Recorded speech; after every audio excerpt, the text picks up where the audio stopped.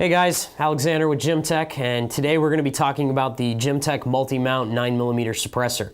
We're going to touch on the different mounting options, how to take it apart, how to put it back together, and how to clean it. So jump right in. This is how the multi-mount will be shipped to you. It does not include a mount. It is just the suppressor itself. And the various mounts that we have available for it, I'll just kind of start, is this guy. This is a Uzi mount. It'll mount directly onto a standard factory Uzi barrel. Threads right into the suppressor. This is the 3-lug mount for mounting onto an MP5. Again, threads directly into the suppressor. This is the linear inertial decoupler, or a lid as we call it. This threads directly into the suppressor here.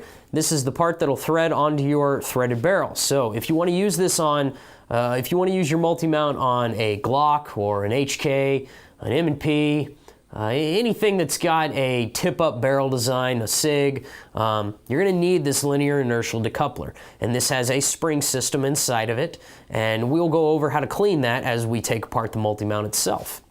And then the last would be threaded end caps.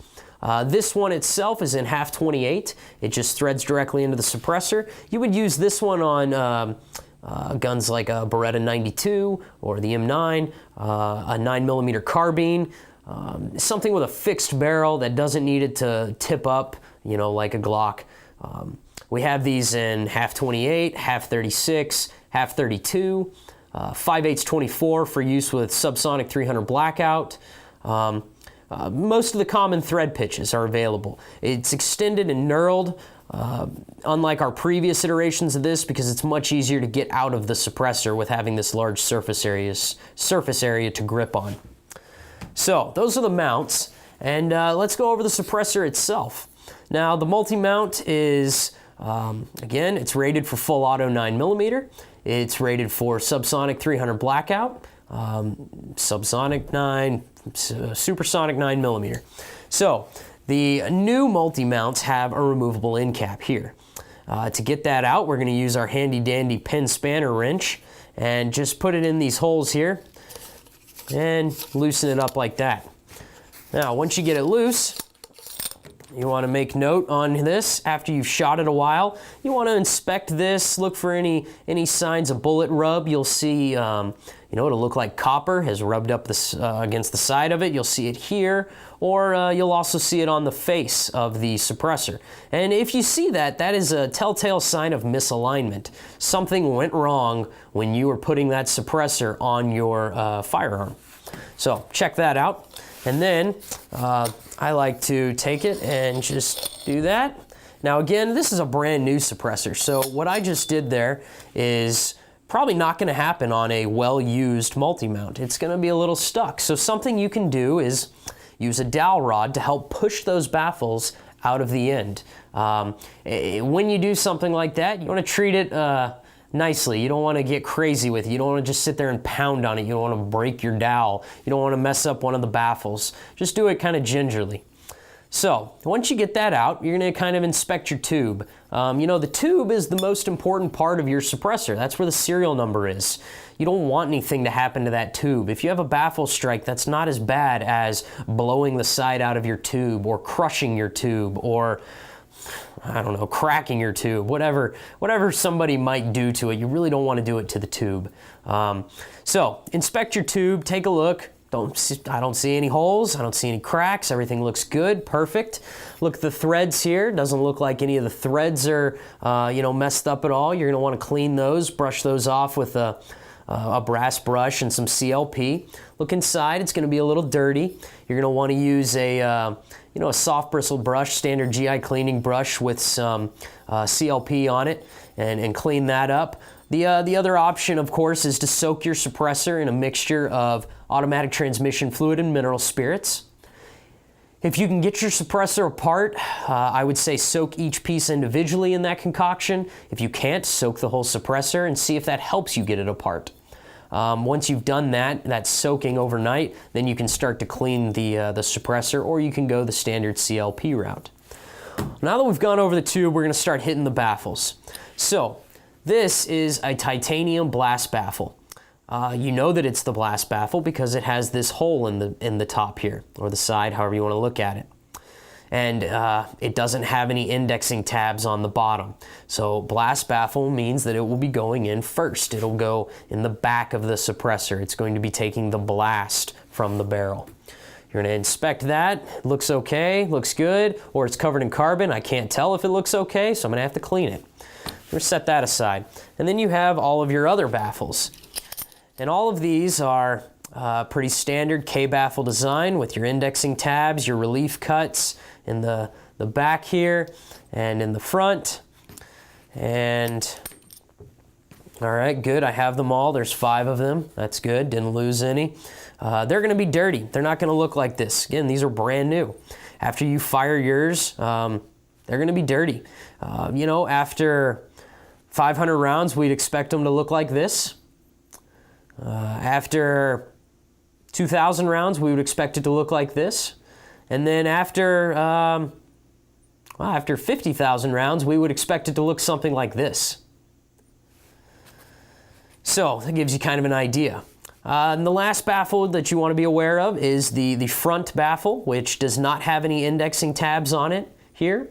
That's how you know that it goes down first. That goes in the suppressor at the front end and meets up with that end cap. So now that you have your suppressor apart, you want to start cleaning it. We talked about soaking it in that concoction there. Once you've done that, pull them out, start brushing them down with that GI cleaning brush. Make sure you get all the relief cuts on there. Make sure those indexing tabs are clean. Make sure the end cap, that all your threads are nice and clean, so you get positive thread connection there. And that's basically how you want to hit it. You know, you're going to want to focus on kind of the inside here, especially around the relief cuts. That's where a lot of the gases are going to be coming out. On the blast baffle itself, you're going to want to hit the face here. Again, on the relief cut.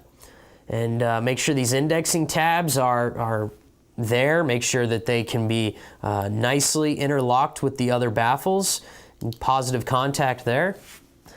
So now that you've cleaned it, we're going to start putting it back together. And it's very similar to the Outback, where you have your K baffles. You're going to start with the front one, the smooth-faced baffle.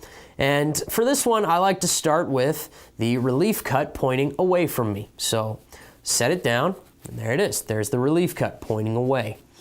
Now, for the next baffle, you can pick any of the other 5, just not the titanium blast baffle. That one's last. The next thing you want to do is have that relief cut pointing towards you. All right, the next one, you're going to have that relief cut pointing away from you.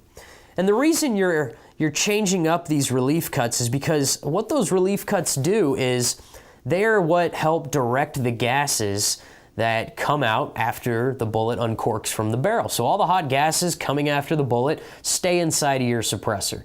And the way a suppressor is really working is by trapping those gases. It's creating turbulence inside of the can. And these relief cuts will make the gas go one way and then go another way and then go in another way, and it helps the gas stay inside the suppressor to slowly dissipate out the front after the bullet is exited. So after you have those 3, you want to take and have your relief cut pointing towards you.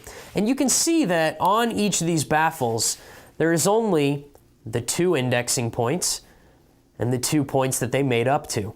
So basically, you want to go opposite the whole way up. That, again, is going to help distribute those gases within your suppressor. So we get the relief cut pointing away from me and then pointing towards me. And then your titanium blast baffle just goes the opposite, like that. And then you're going to take your tube, slide it over using all the finesse and hands of a surgeon. Just like that. Have all the baffles in, take your end cap, you're going to thread it right on there. Use that pin spanner wrench just to give it a nice snug fit. Now, once you put this back together, you're going to know immediately if something is wrong. If those baffles became misaligned while you were putting it together, because that end cap is not going to sit nice and flush on the top here. So you want it to be nice and flush. You want to give it a little bit hand tight because you are going to take it apart again later. And when you look inside, just to confirm, that is the titanium blast baffle. You'll see right inside here is that, that hole that should be associated with the blast baffle. Everything looks good there. It's sitting nice and flush. My threads are all nice and clean. I'll take my mount, thread it in the suppressor, and we're good to go. Now, a couple other things to make note of on the multi-mount itself. So with the multi-mount being a center fire pistol can, a lot of guys are going to want to shoot this wet.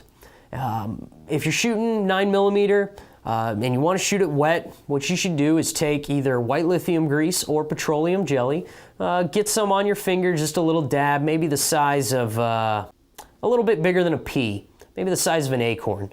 Put it on your finger and just put it right inside the first baffle is okay. You just want to coat that with a little bit, and that'll make your suppressor wet.